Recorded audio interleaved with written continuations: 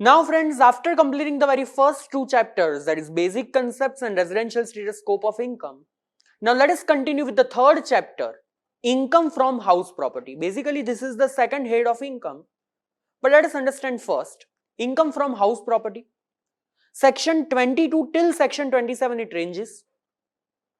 Now first of all, when a particular income will come under this head? The question arises, sir, only residential house property we are talking about, or even commercial property is also there? So now let us understand when a particular income will be taxable under this head, section 22 basis of charge. The first condition, the property which you have given on a rental basis, it should consist of building or land appurtenant thereto. When I say building, it may be a commercial complex, it may be a residential building. When I say land appurtenant, it is the land which is attached to that building, not a vacant land. It is attached to the building, like a garden which is attached to my house, a parking area which is attached to my bungalow, like that. So if it is a property consists of building or land appurtenant thereto, condition number 1 satisfied. Condition number 2, you should be the owner of the property. Owner. Even though registration is pending, if agreement is done, you are the owner of that property. And number 3, and this is the most important condition, property should not be occupied for the purpose of your own business and profession. You are not using for your own business and profession. So let's say I have an office in my ownership, I'm using it for my own profession, I'm doing my practice from that. It is not called as house property, it is my business asset. But if I have an office in my ownership, I'm not using it, I'm giving it on a rent, then it will be called as a house property because I'm not using for my business or profession. Now the question arises, sir, if a builder or constructor is giving a property on a rent, then what?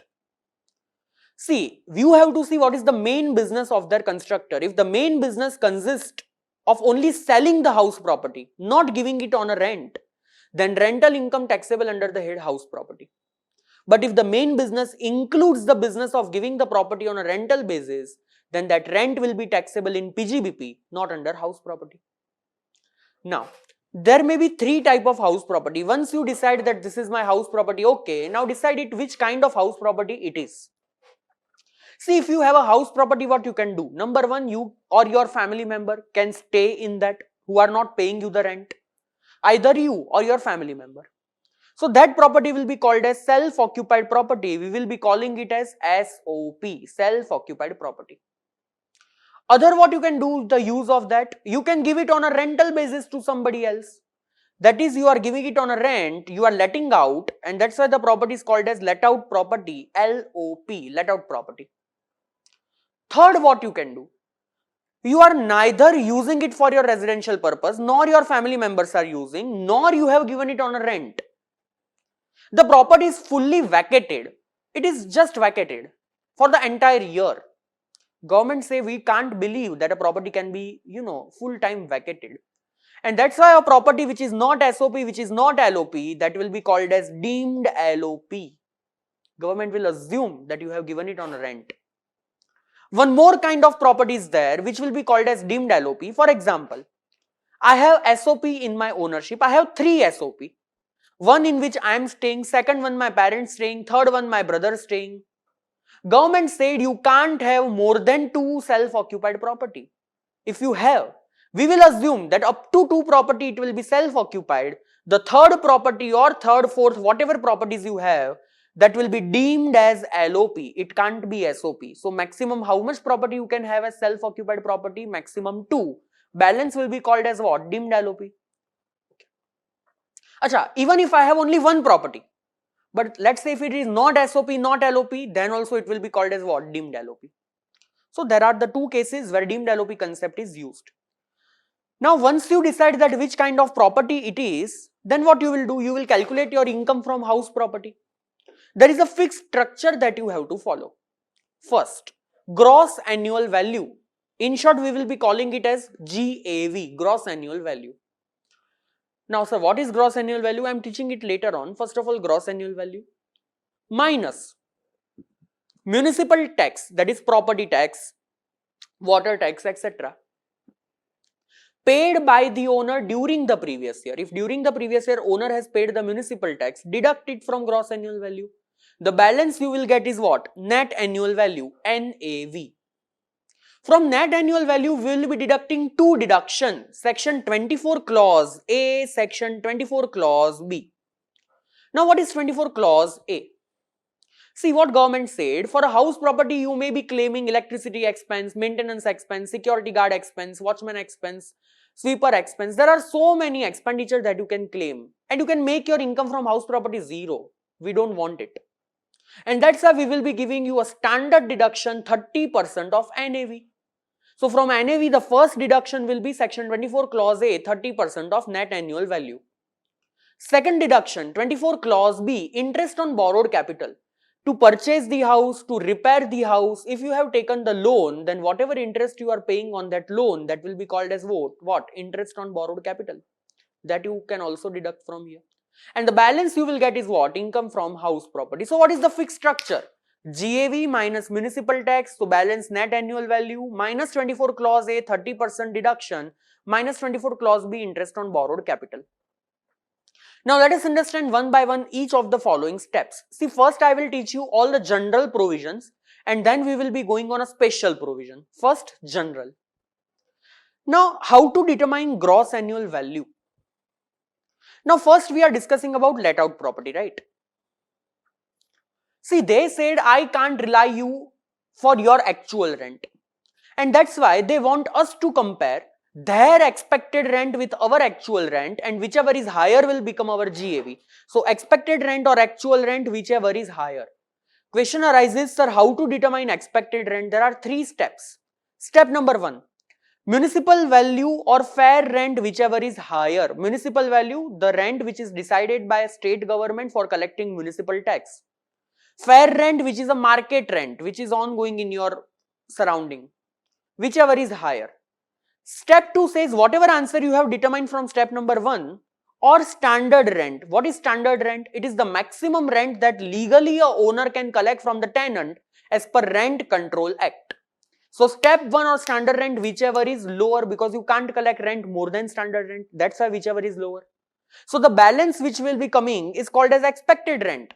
And step 3 says compare that ER, that is expected rent, with AR, that is actual rent. Whichever is higher will be GAV. So finally, what is gross annual value? Municipal value or fair rent, whichever is higher. That amount of standard rent, whichever is lower, which will be called as expected rent. Last, expected rent or actual rent, whichever is higher. But understand, over here actual rent you have to take not on receipt basis, you have to take on due basis, on accrual basis. Whatever is accrued that you will take, not whatever is received. Now it may be possible that let's say I have given a property on a rent for 12 months, let's say. And the rent of 12 months is also accrued.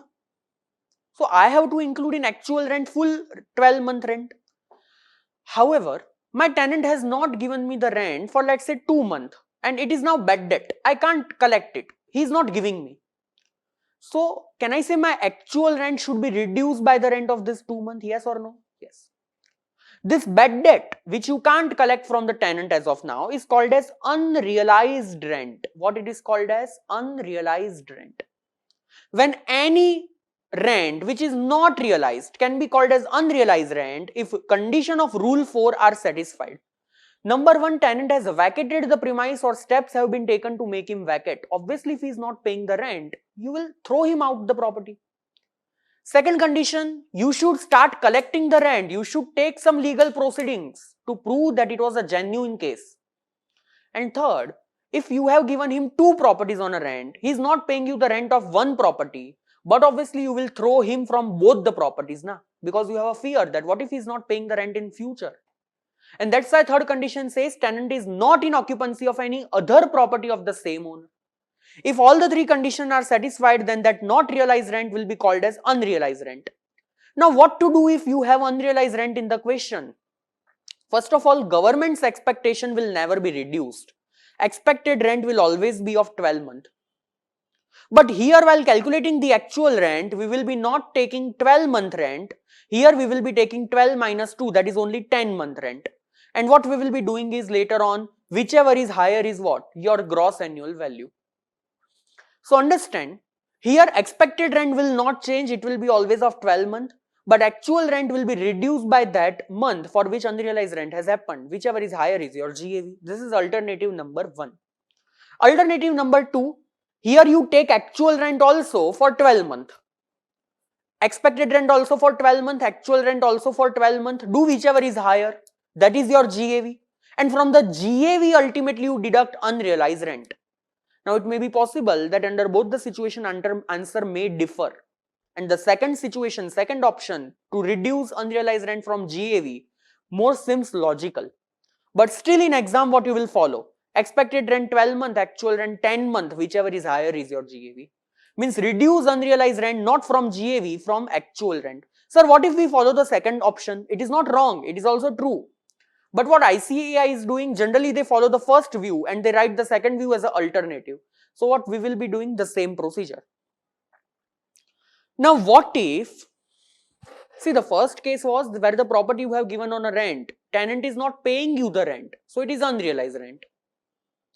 What if you have given a property on a rent up to December, then tenant vacated the property, and January, February, March, this 3 months, no tenant is there in the property, even you are not using it for SOP also. Can I say that 3-month property became vacant? Now this will be called as vacancy loss. That 3-month rent which you could not realize because the property was not given on rent, that is called as vacancy loss. Now sir, whether it is called as deemed LOP because it is not LOP, not SOP. Deemed LOP concept comes into the picture only when for the full year it was vacated. Here only for 3 months it is vacated. So loss due to vacancy concept will be there. Now let's say my expected rent for the full 12 month comes to 1 lakh. My actual rent for 10 month. Why 10 month? 2 month property was vacated. So 10 month rent will come to 1,10,000. Simple. What is my GAV? Whichever is higher, that means 1,10,000. Now here what government says, if your actual rent even after deducting the vacancy loss is more than expected rent of 12 month, you simply have to do whichever is higher and actual rent will become your gross annual value. But let's say over here for 10 month my actual rent comes to 90,000. So can I say my actual rent is lower than expected rent? But what argument I am doing with the government? That expected rent is of 12 month and I am comparing my 10 month of actual rent with that. Obviously your answer will be higher. How you can tax me on that 12 month rent? Government said, okay, let us check. If you would have received full 12 month rent, what would have been your total rent? Can I say here if I would have received full 12 month rent, then my total 12 month rent would have been 90,000 divided by 10 multiplied by 12, that would have been 1,08,000. At that time, it was higher than my expected rent. But today it is lower than my expected rent. Can I say it is lower than expected rent just because of vacancy? I am genuinely affected due to the vacancy loss. So here government won't harass you much. Government will say whatever is your actual rent of 10 months, take it as your gross annual value. Means if your actual rent is less than expected rent, then you see what is my actual rent if there would not be any vacancy. If that amount was more than expected rent, now it is less than expected rent, then actual rent will become your gross annual value. But let's say here 10-month actual rent would have been 80,000 only. Still it is lower than expected rent. So now check. Now you check what would be your actual rent if there would have been no vacancy. If there would have been no vacancy, then my actual rent would have been 80,000 divided by 10 multiplied by 12. That would be 96,000. Can I say it is still lower than expected rent? Now also it is lower than expected rent. You are not affected due to vacancy. Your expected rent is always higher. So government won't give you any kind of special concession. Your GAV will be equal to the expected rent. Simple. So here you have to assume that what would have been the rent if there would have been no vacancy, to check what at that time, what at now. The both example I have given over here also. Now whatever we have learned up to now, that was gross annual value for let out property because actual rent was connected somewhere. If it is a self-occupied property, remember the gross annual value of a self-occupied property will always be 0. The reason you are staying in that property, why we will calculate the rent? And that's why GAV of self-occupied property always 0. But if it is deemed LOP, then remember, expected rent will be the GAV for you because there is no actual rent. And in 3 steps, if one of the figure is also not given, you can't assume it as a 0 figure. You have to just ignore that step. Here, actual rent is not available because it is deemed LOP. So simply expected rent, that is after step 1 and step 2, whatever figure is there, that will become your gross annual value. Now that was the very first step, gross annual value. From the gross annual value, what we deduct? Municipal tax paid by the owner during the previous year. Now when I say municipal tax, it may be property tax, it may be sewage tax, it may be water tax, whatever tax government is collecting from you with regards to your house property. Now if it is given as a percentage, let's say 10%, 12%, that percentage is always of a municipal value. It is not of GAV, it is not of actual rent, it is not of expected rent. Percentage of municipal tax is always to be applied on municipal value. Now you can deduct that municipal tax while computing your income from house property only if you have actually paid during the year, being a owner. So let's say you haven't paid that, your tenant has paid that, you can't take deduction. Let's say municipal tax of this year is 5,000. You paid only 3,000, rest 2,000 you are paying in the next year. This year only 3,000 you will get as a deduction, for balance 2,000 no deduction because you haven't paid it. Then for example, this year I am paying total 12,000 rupees of municipal tax, 10,000 of this year, 2,000 of last year. How much deduction I will get in this year? Full 12,000, because whatever you pay you get the deduction. Then don't see of which year it belongs to. Let's say I am a R&OR. So can I say for me global income is taxable in India? I have a property in Britain. Now let's say Britain government is also charging municipal tax from me. Now whatever rent is coming from that property, I am a R&OR, that is taxable in India. The question arises, sir, municipal tax paid in that country, can I deduct that from the rental income which is taxable in India? Chennai High Court, that is Madras High Court, has given the judgment. Whether Act says municipal tax should be paid in India? No.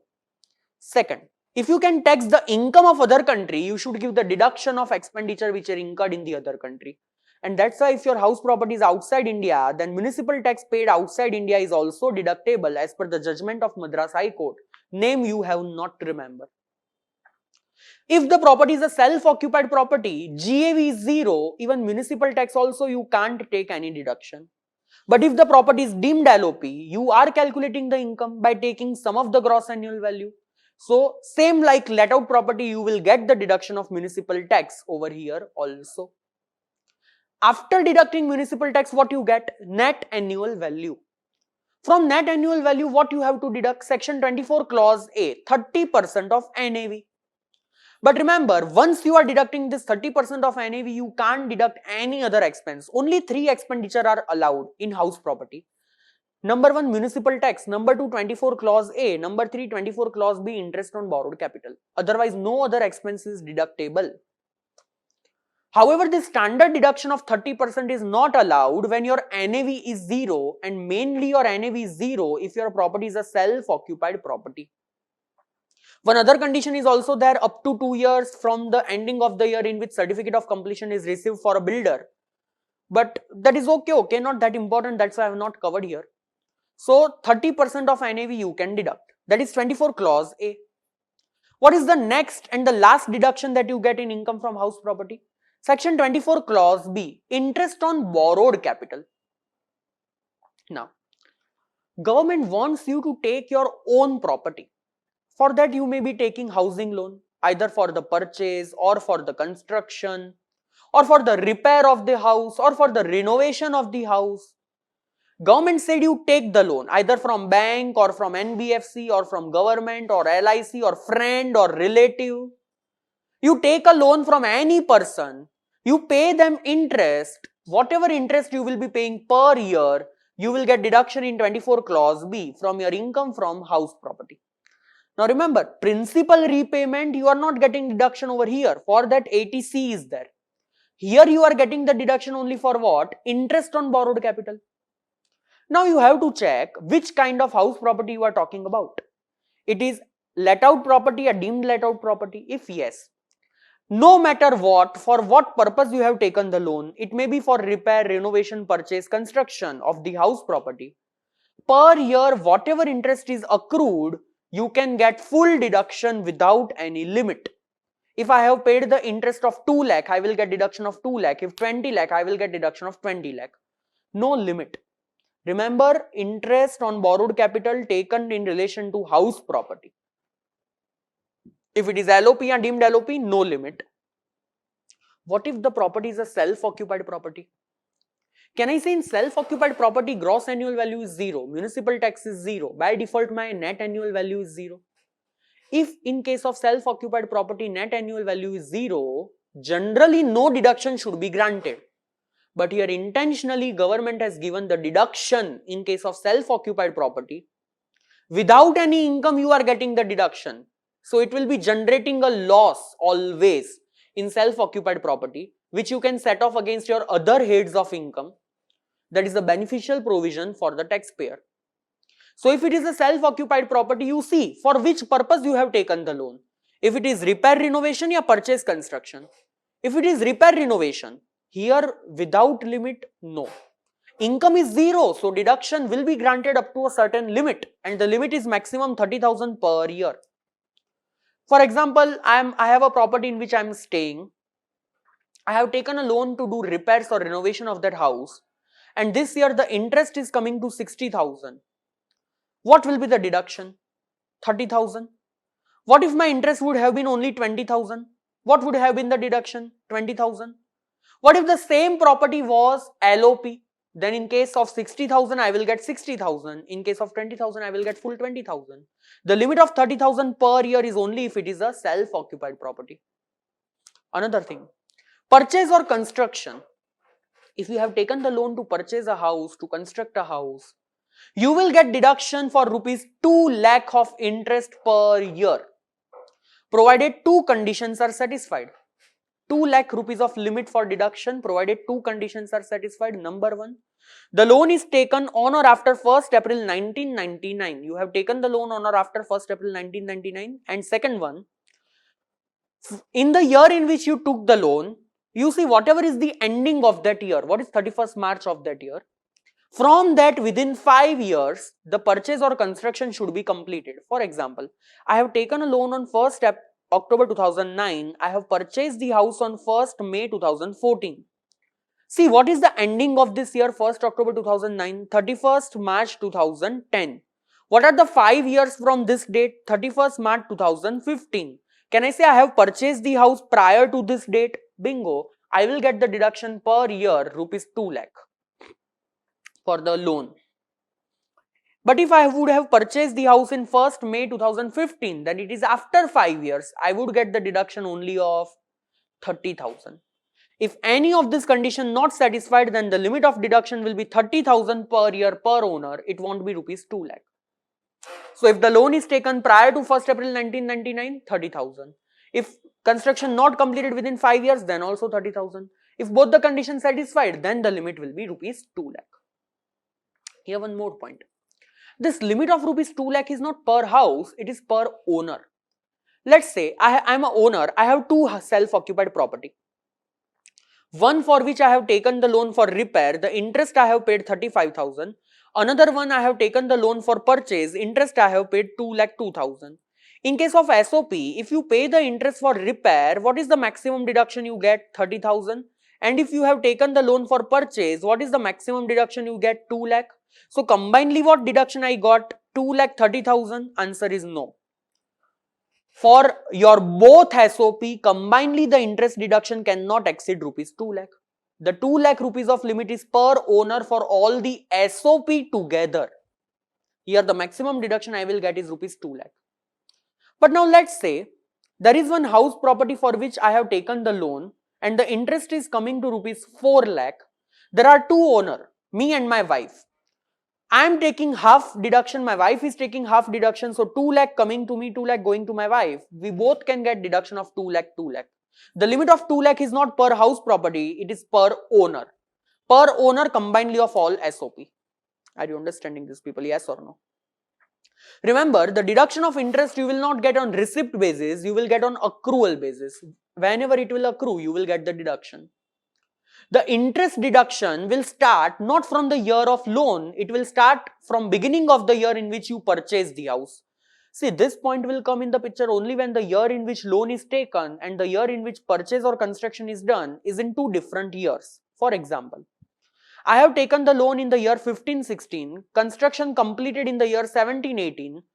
Even though loan repayment started in 15-16, even though I have paid the interest in the year 15-16 onwards, the deduction will be available from 1st April 17 onwards only. Means interest deduction start from beginning of the year in which property purchased or construction completed. Now let's say you didn't pay the interest to the lender and he charges some penalty from you, penal interest. That penalty interest, that penal interest will never get as a deduction. Let's say I have a loan which is ongoing. To repay the loan, I have taken another loan and now I have started paying the interest for that another loan. Even to that interest also you will get deduction of 24 clause B. What I have written? Interest on fresh loan taken to repay the original loan is always allowed as a deduction. Now while taking the loan, you must be paying some processing charges, brokerage commission. You will get no deduction for that. Another one, if you are following section 115 BAC, that is the optional tax regime, deduction of section 24 clause B, that is interest for SOP, will never be available. LOP, deemed LOP you can claim, for SOP you can't claim. Last point in this section 25, if you have taken the loan from abroad, you are paying the interest in abroad. If you haven't deducted TDS while paying the interest, even though you was liable as per TDS chapter, then you will not get a single rupee of deduction on that interest income. So if you don't pay TDS, you don't deduct TDS while paying the interest abroad, you won't get any deduction. There is no provision that what if interest is not deducted while paying the interest to a resident. No provision.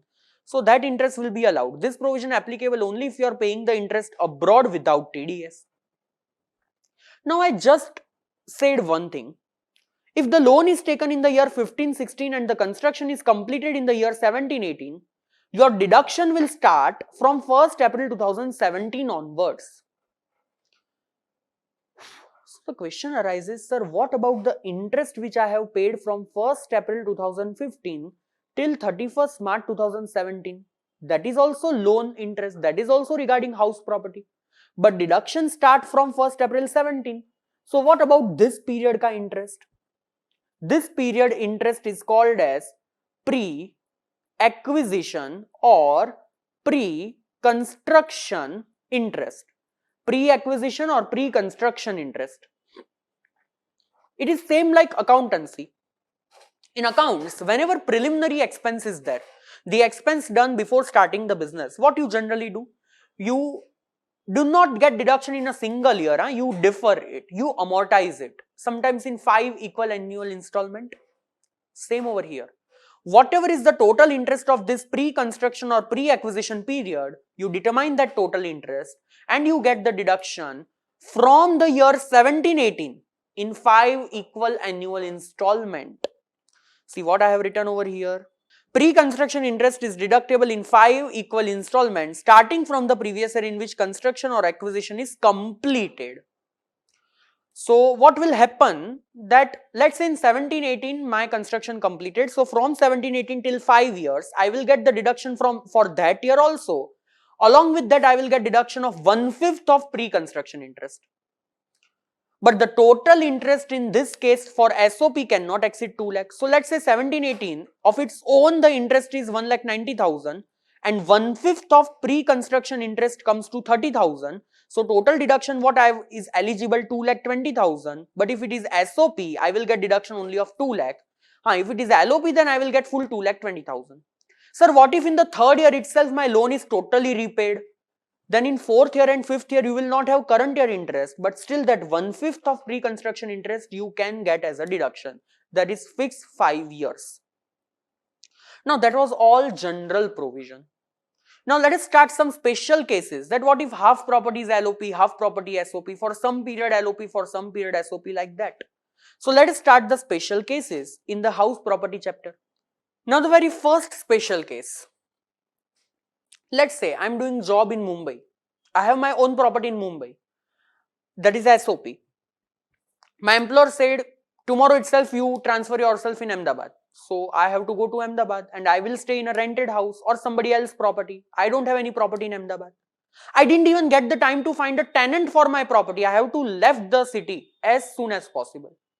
So what will happen now? That Mumbai wali property will become now vacated for the entire year. Not SOP, not LOP. But in Ahmedabad, I am staying in a rented house, in some other's house. But what government said, if it is a deemed LOP, you have to pay the tax. Can I say it is a genuine problem to a person who can't find the tenant because he has to shift to another city because of his employment, business or profession. And that's why there is a concession to them. If you transfer to some other area because of your job, business or profession, and that's why your property in that original area is vacated, it is not given on a rent, and the city in which you are going, you don't have any other your own property, then the property in which you are, you know, it is vacated will still be called as SOP and all the provision will be applied as if it is SOP. So it is a concession. Then let's say for 3 months my property was let out, and for 9 months I removed the tenant from the property and now I'm staying in that property. So let's say for 3 months it is LOP, for 9 months it is SOP. Now what to do? Because if I'm considering it as a LOP, the provision will get changed. If I'm considering it as a SOP, the provision will get changed. The very first thing that will come to your mind is, sir, proportionate calculation, na? 3 month LOP ke taur pe. Then after that 9 month will be counted as a SOP. No, it is not like that. Government said you can make us full by saying that you are staying in that property and taking the rent in cash. And that's why if part of the year property is LOP, for remaining part it is SOP, assume it is let out for the entire year. Sounds illogical, but that's what you have to assume. You assume that it was let out for the full year, it was not SOP. So while calculating the answer, the expected rent will always be of 12 months. But in my example, actual rent will be only for 3 months because let out is for 3 months. So here you are comparing a cat with a tiger and looking whosoever is stronger. Whichever is higher will be GAV. Sir, here for the 9 month loss due to vacancy concept will come. Nah, it is not vacancy. I am staying in that property. How I can say it is vacated? So vacancy loss concept will also not come into the picture. So this is the genuine hardship. But against that you will get full deduction of municipal tax because it is assumed as LOP. You will get 30% standard deduction. You will get without any limit deduction of interest on borrowed capital. This all are the benefits. So when property is let out for some period and self-occupied for remaining period during the previous year, consider if as if let out for the whole year. So expected rent for the full year. Deduct municipal tax, no limit in interest deduction also. But actual rent will be taken only for those months for which rent is actually received. Do not consider vacancy loss for the period for which it is SOP. Now instead, let's say 3 month LOP, 1 month vacated, totally vacated, and for remaining 8 month, let's say SOP. So here also I will consider as if it is LOP for the full year, expected rent of 12 month, actual rent for 3 month, but 1 month vacancy loss concept will be applicable. Only for this 8 month it won't be applicable because for 8 month it was SOP, for 1 month it was totally vacated. So vacancy loss concept will be there. Now let's say I have a bungalow in which ground floor used by me as SOP, first floor given on a rental basis for the entire year. Now here I can't apply case number 2 because the property is SOP for the entire year, even LOP for the entire year. But some of the portion is SOP, some of the portion is LOP. So if you have a house in which there are 2 units, one is SOP, another one is LOP, determine how much percentage is SOP, how much percentage is LOP, and just do proportionate calculation. Now how to do proportionate calculation? See, first of all, pick up the unit which is SOP. Can I say in that your net annual value will become 0? But you can always get the deduction of interest for SOP. Now let's say for the entire house I have paid the interest of rupees 5 lakh and 50% SOP, 50% LOP. So from this 5 lakh, how much will pertain to SOP unit? 50%, that will be 2,50,000. But in SOP, how much maximum deduction I can get? 2 lakh. So loss from SOP will be 2 lakh. Now let's say for the balance 50% LOP unit, the rental value is rupees 10 lakh. So from 10 lakh deduct municipal tax. Let us say there is no municipal tax. If it would have been, let's say 1 lakh rupees is the municipal tax of the entire house. Deduct only 50,000. Why? Because your LOP unit is only 50%. So from that, net annual value will become 9,50,000. From that you deduct 30% of 9,50,000. From that you deduct 50% of the interest. 5 lakh is the total interest. LOP is 50%. So can I say what you will deduct? 2,50,000 half without any limit. So the balance which you will get is the income of LOP. There is a loss in SOP. There is an income of LOP. Now set off both. And whatever final figure you are getting, that is income from house property. So whenever part of the property is SOP, part of the property is LOP, then do proportionate calculation. For LOP, expected rent, municipal tax and interest, all you have to take percentage wise. In SOP, only one thing you have to take percentage wise, and that is interest. One more point. If let's say my house at 3 unit, one is also used for the business, then that much percentage is a business property. Whatever is the expense of that unit, that will be considered in PGBP, not in house property. That is simple. Now let's say I have 3 houses, all are used as SOP. So what I have just said in the beginning of this video, only 2 property can be SOP, the balance will be deemed as LOP. Then how to decide which property is SOP? Government has given you the option. So what I will do? I will take option number 1. Let's say there are 3 property A, B and property C. Option number 1. Property A and B SOP, property C deemed LOP. Then I will see what is my income from house property total. Then I will assume property B and C SOP, property A deemed LOP. Then what is the total income from house property? Then the third option, property A and C SOP, property B deemed LOP. Then according to data, what is the income from house property? See in which option you are getting the lowest income or the maximum loss. That is most beneficial for you for income tax. That option you will select, and that property will be called as deemed LOP.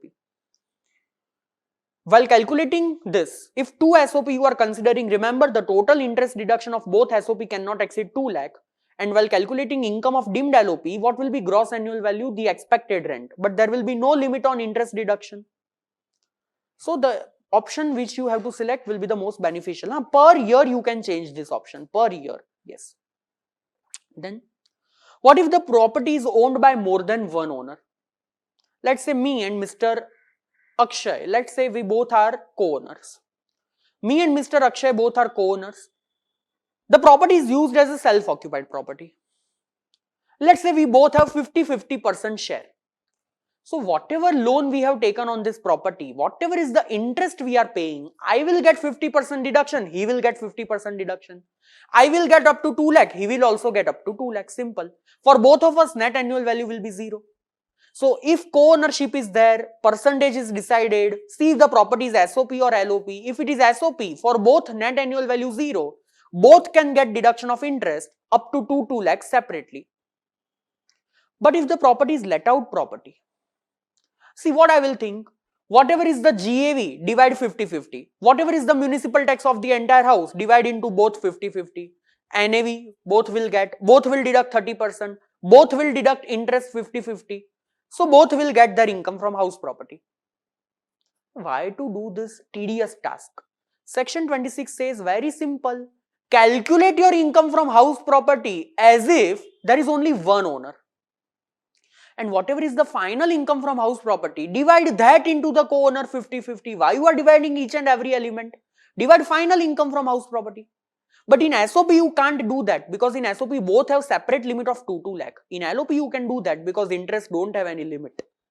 So if co-ownership is there, simple, you have to do proportionate calculation. In the special cases we don't learn anything new. We just learn how to use the concept which we have used earlier.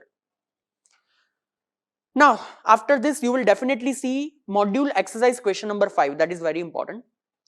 Now question number 25A. Sorry, section 25A. If in earlier years I was having unrealized rent for which I am doing recovery now, or in earlier years there was some dispute regarding increase which retrospective effect I am getting now.